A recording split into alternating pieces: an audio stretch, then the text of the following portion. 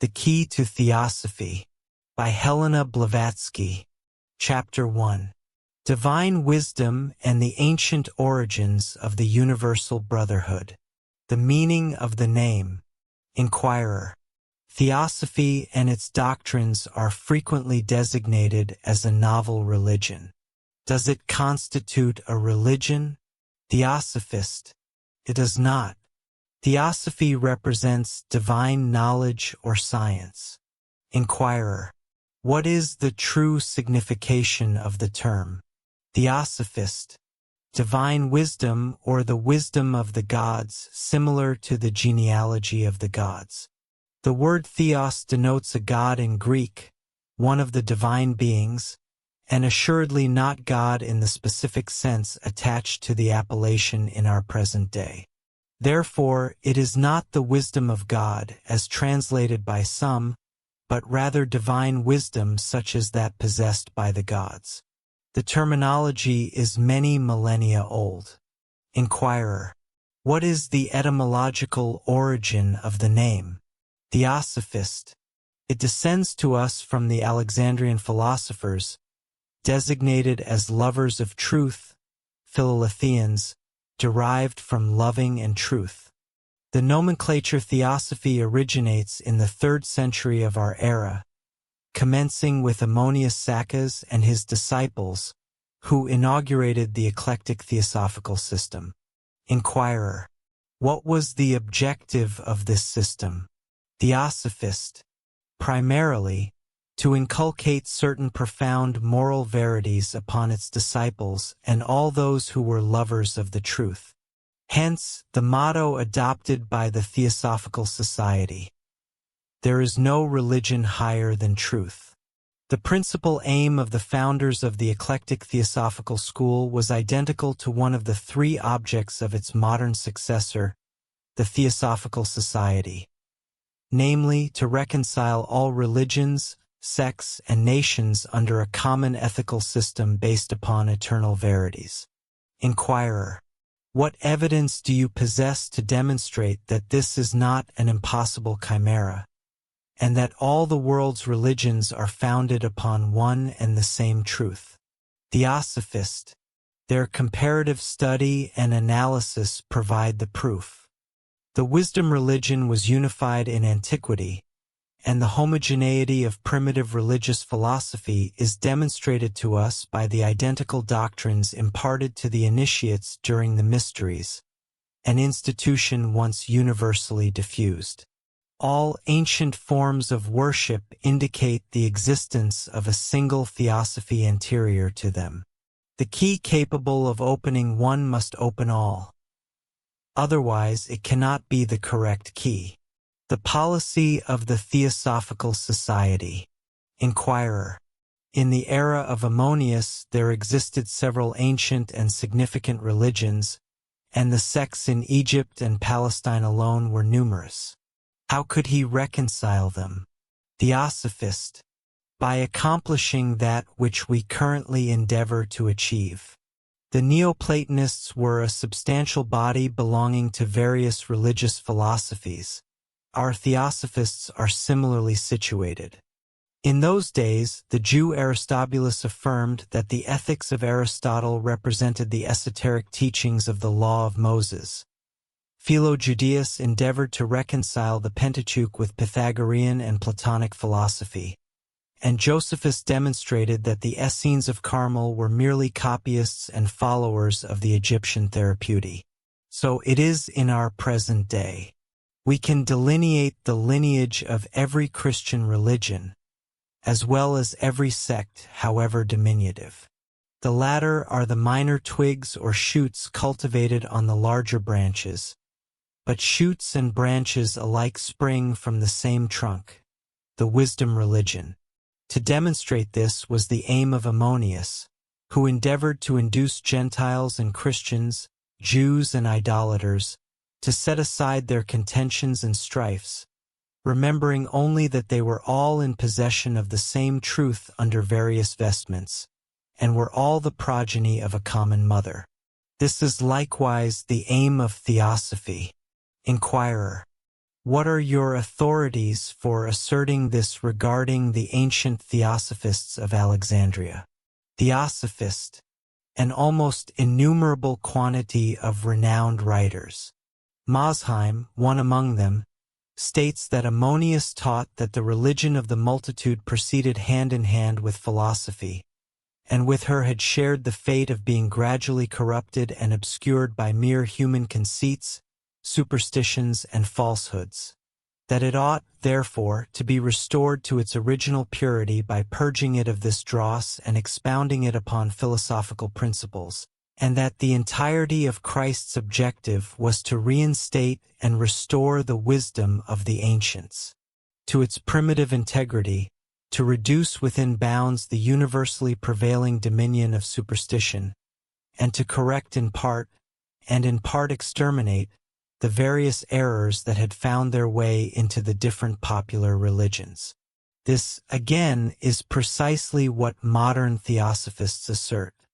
However, while the great Philolethian was supported and aided in the policy he pursued by two church fathers, Clement and Athenagoras, and by all the learned rabbis of the synagogue, the academy, and the groves, and while he taught a common doctrine for all, we, his followers on the same trajectory, receive no recognition, but, on the contrary, are abused and persecuted. People 1,500 years ago are thus demonstrated to have been more tolerant than they are in this enlightened century. Inquirer: was he encouraged and supported by the Church because, notwithstanding his heresies, Ammonius taught Christianity and was a Christian? Theosophist: not in the slightest. He was born a Christian but never accepted church Christianity. As stated of him by the same writer, he had but to propound his instructions according to the ancient pillars of Hermes, which Plato and Pythagoras knew previously, and from which they constituted their philosophy. Finding the same sentiments in the prologue of the Gospel according to St. John, he very properly supposed that the purpose of Jesus was to restore the great doctrine of wisdom in its primitive integrity. He considered the narratives of the Bible and the stories of the gods to be allegories illustrative of the truth, or else fables to be rejected. Moreover, as the Edinburgh Encyclopedia states, he acknowledged that Jesus Christ was an excellent man and the friend of God, but alleged that it was not his design to abolish entirely the worship of demons, and that his sole intention was to purify the ancient religion. The wisdom religion esoteric in all ages. Inquirer: since Ammonius never committed his tenets to writing, how can one ascertain with certainty that such were his teachings? Theosophist: neither did Buddha, Pythagoras, Confucius, Orpheus, Socrates, nor even Jesus leave behind them any writings. Yet most of these are historical personages, and their teachings have all survived. The disciples of Ammonius authored treatises and elucidated his ethics. Certainly, the latter are as historical as the apostolic writings, if not more so. Moreover, his pupils Origen, Plotinus, and Longinus have all left voluminous records of the Philolethian system, at all events insofar as their public profession of faith was known, for the school was divided into exoteric and esoteric teachings. Inquirer: how have the latter tenets reached our present day, since you maintain that what is properly termed the wisdom religion was esoteric? Theosophist: the wisdom religion was ever unified, and being the ultimate expression of possible human knowledge, was, therefore, carefully preserved. It preceded the Alexandrian Theosophists by long ages, reached the modern era, and will survive every other religion and philosophy. Inquirer: where and by whom was it thus preserved? Theosophist: among the initiates of every country, among profound seekers after truth, their disciples, and in those regions of the world where such topics have always been most valued and pursued. in India, Central Asia, and Persia. Inquirer: can you provide me with proofs of its esotericism? Theosophist: the most compelling proof of the fact is that every ancient religious, or rather philosophical, cult consisted of an esoteric or secret teaching and an exoteric worship. Furthermore, it is a well-established fact that the mysteries of the ancients comprised within every nation the greater and lesser mysteries, such as in the celebrated solemnities called the Eleusinian in Greece, from the Hierophants of Samothrace in Egypt, and the initiated Brahmins of the India of old, down to the later Hebrew rabbis, all preserved their real bona fide beliefs in secrecy for fear of profanation. The Jewish rabbis designated their secular religious corpus as the Merkava, the vehicle, or the integument housing the concealed soul, representing their supreme secret knowledge. Indeed, not a single ancient civilization ever disseminated its genuine philosophical arcana to the populace through its priesthood. Rather, they apportioned to the masses mere husks. Northern Buddhism possesses its greater and lesser vehicles, distinguished as the Mahayana or esoteric and the Hinayana or exoteric schools. Nor can one censure them for such reticence. For surely, one would not contemplate nourishing a flock of sheep with erudite dissertations on botany in lieu of grass? Pythagoras termed his gnosis the knowledge of things that are, or enosis ton onton, and reserved that wisdom exclusively for his pledged disciples, those capable of assimilating such intellectual sustenance with satisfaction, binding them to vows of silence and secrecy. Occult alphabets and cryptic ciphers represent the evolution of the ancient Egyptian hieratic scripts, the secrets of which were, in antiquity, the sole possession of the hierogrammatists, the initiated Egyptian priesthood. Ammonius Saccas, as recounted by his biographers, bound his students by oath to withhold his higher doctrines, divulging them only to those who had received preliminary instruction and were similarly bound by a pledge. Finally, do we not observe this very principle in early Christianity, among the Gnostics, and indeed within the teachings of Christ himself? Did he not address the multitudes in parables possessing a twofold significance, while elucidating his reasoning solely to his disciples? To you, he declares, it is given to comprehend the mysteries of the kingdom of heaven. Yet to those on the exterior, all these matters are conveyed in parables. The Essenes of Judea and Carmel established similar distinctions, classifying their adherents as neophytes, brethren, and the perfect or the initiated. Examples to this effect could be adduced from every nation. Inquirer: is it possible to attain the secret wisdom merely through study? Encyclopedias define theosophy much as Webster's dictionary does, as a supposed intercourse with God and superior spirits, resulting in the acquisition of superhuman knowledge via physical means and chemical processes. Is this accurate? Theosophist: I opine that it is not. Furthermore, there exists no lexicographer capable of elucidating, either to himself or to others, precisely how superhuman knowledge might be achieved through physical or chemical processes. Had Webster specified metaphysical and alchemical processes, the definition would be approximately correct. As it stands, it is patently absurd. Ancient theosophists maintained, as do their modern counterparts, that the infinite cannot be comprehended by the finite, nor sensed by the finite self. Rather, the divine essence may be communicated to the higher spiritual self during a state of ecstasy. This condition can scarcely be induced, like hypnotism, through physical or chemical agents. Inquirer: what is your explication of this state? Theosophist: Genuine ecstasy was defined by Plotinus as the liberation of the mind from its finite consciousness, whereupon it becomes unified and identified with the infinite.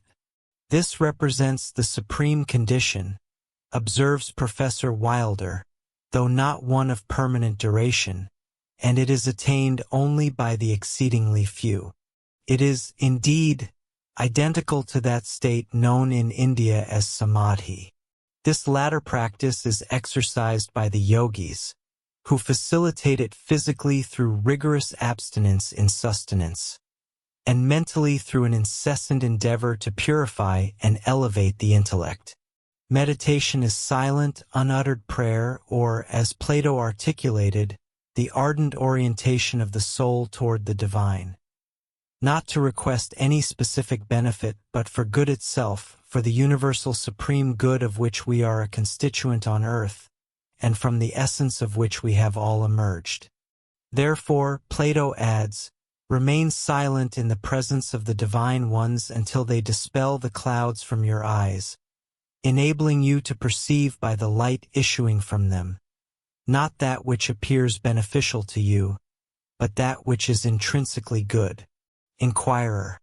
Theosophy, then, is not, as purported by some, a newly devised scheme? Theosophist. Only the ignorant could characterize it as such. It is as ancient as the world itself in its teachings and ethics, if not in nomenclature, just as it is the broadest and most Catholic system among all. Inquirer. How is it, then, that Theosophy has remained so obscure to the nations of the Western Hemisphere? Why should it have remained a sealed tome to races confessedly the most cultured and advanced? Theosophist. We maintain that there existed nations in antiquity as cultured as our own, and certainly more advanced spiritually. However, there are several reasons for this voluntary ignorance. One such reason was proffered by St. Paul to the cultured Athenians: a loss, spanning long centuries, of genuine spiritual insight and even interest, owing to an excessive devotion to sensory matters and a prolonged servitude to the dead letter of dogma and ritualism. Yet, the most compelling reason lies in the fact that genuine theosophy has ever been guarded in secrecy. Inquirer. You have adduced proofs that such secrecy existed, but what was the fundamental cause of it? Theosophist. The causes were as follows. Firstly, the perversity of average human nature and its inherent selfishness, always tending toward the gratification of personal desires to the detriment of neighbors and kin. Such individuals could never be entrusted with divine secrets. Secondly, there is their unreliability in shielding sacred and divine knowledge from desecration. It is this latter factor that precipitated the perversion of the most sublime truths and symbols, and the gradual transmutation of spiritual concepts into anthropomorphic, concrete, and gross imagery, in other words, leading to the diminution of the God idea and to idolatry. Theosophy is not Buddhism. Inquirer. You are frequently referred to as esoteric Buddhists. Are you, then, all followers of Gautama Buddha? Theosophist. No more than all musicians are followers of Wagner. Some among us are Buddhists by religion, yet there are far more Hindus and Brahmins than Buddhists within our ranks, and more Christian-born Europeans and Americans than converted Buddhists. The error has arisen from a misunderstanding of the true significance of the title of Mr. Sinnott's excellent work, Esoteric Buddhism. This last word ought to have been spelled with one D rather than two, for then Buddhism would have signified what was intended, merely wisdomism, instead of Buddhism, the religious philosophy of Gautama. Theosophy, as previously stated, is the wisdom religion. Inquirer. What distinguishes Buddhism, the religion founded by the Prince of Kapilavastu, from Buddhism, the wisdomism which you assert is synonymous with Theosophy? Theosophist. Precisely the same distinction as exists between the secret teachings of Christ, termed the mysteries of the kingdom of heaven, and the subsequent ritualism and dogmatic theology of the churches and sects. Buddha signifies the enlightened, derived from bodha, or understanding, wisdom. This concept has passed, root and branch, into the esoteric teachings that Gautama imparted solely to his chosen arhats. Inquirer. Yet, do not some Orientalists deny that Buddha ever taught any esoteric doctrine whatsoever? Theosophist. They might as well deny that nature holds any hidden secrets for men of science. I shall subsequently demonstrate this via Buddha's conversation with his disciple Ananda. His esoteric teachings were simply the Gupta Vidya of the ancient Brahmins, the key to which their modern successors have, with few exceptions, irretrievably lost. And this Vidya has passed into what is now recognized as the inner teachings of the Mahayana school of Northern Buddhism.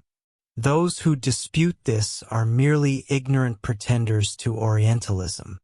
I advise you to consult the Reverend Mr. Edkin's Chinese Buddhism, particularly the chapters concerning the exoteric and esoteric schools and teachings, and subsequently compare the testimony of the entire ancient world regarding this subject. Inquirer. But are not the ethics of Theosophy identical to those taught by Buddha? Theosophist. Indubitably, for these ethics constitute the soul of the wisdom religion and were formerly the common property of the initiates of all nations. However, Buddha was the first to embody these exalted ethics in his public instructions and to establish them as the foundation and the very quintessence of his public system. It is herein that the immense disparity lies between exoteric Buddhism and every other religion.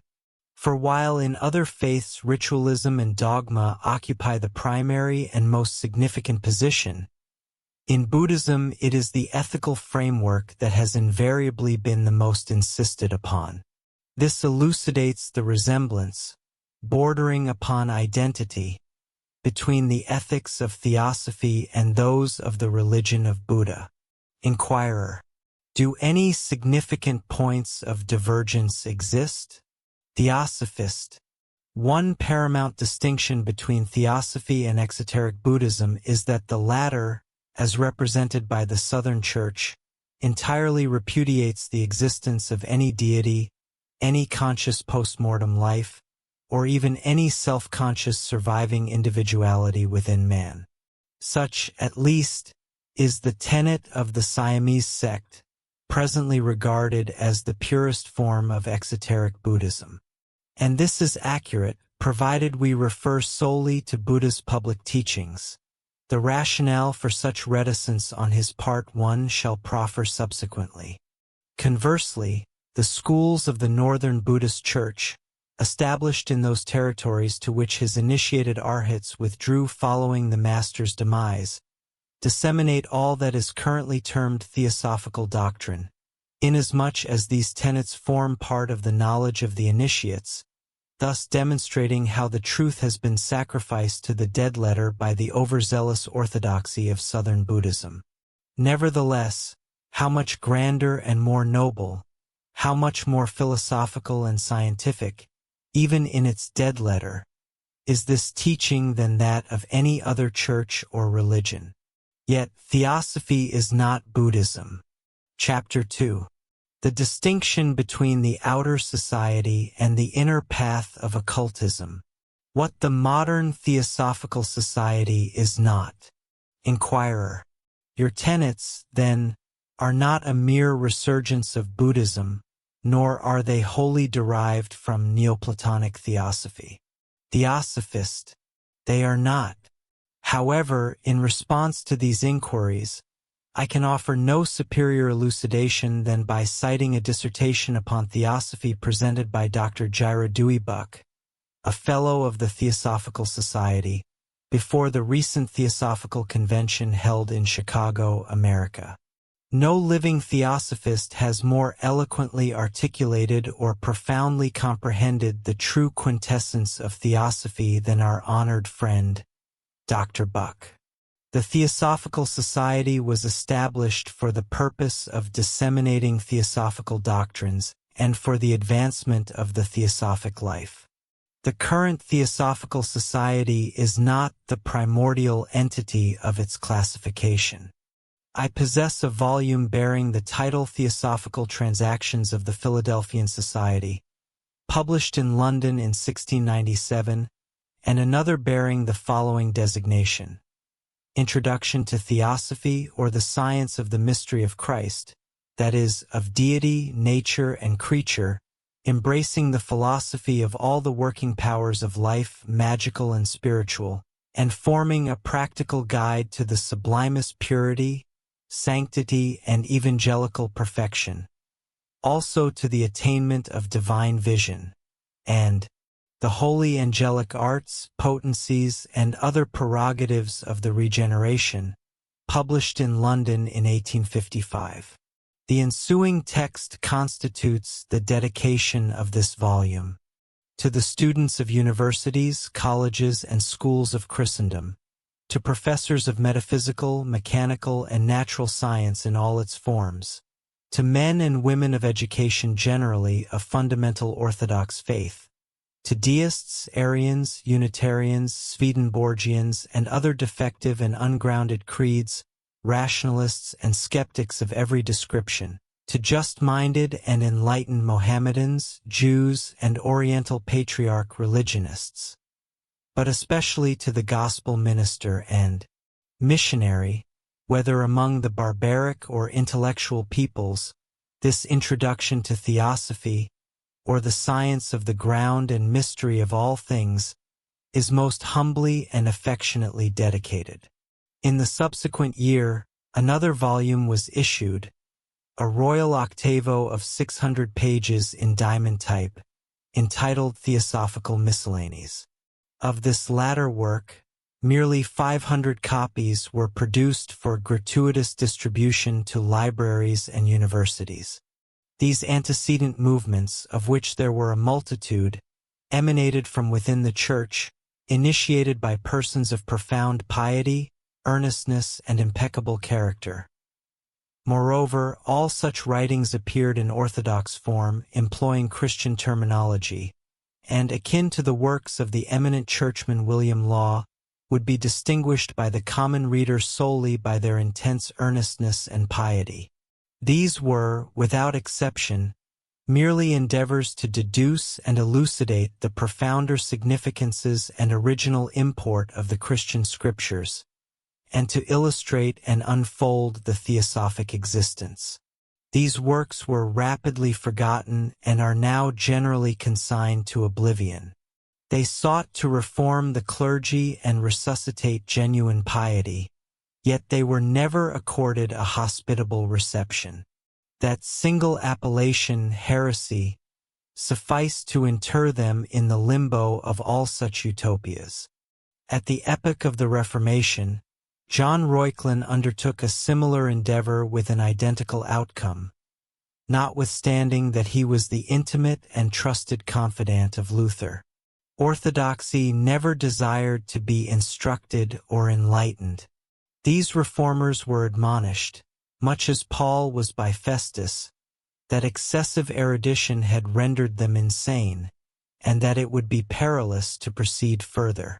Transcending the verbiage, which was partially a consequence of habit and education among these authors, and partially attributable to religious constraint imposed by secular power, and arriving at the crux of the matter, these writings were theosophical in the strictest sense, pertaining solely to man's knowledge of his own nature and the superior existence of the soul.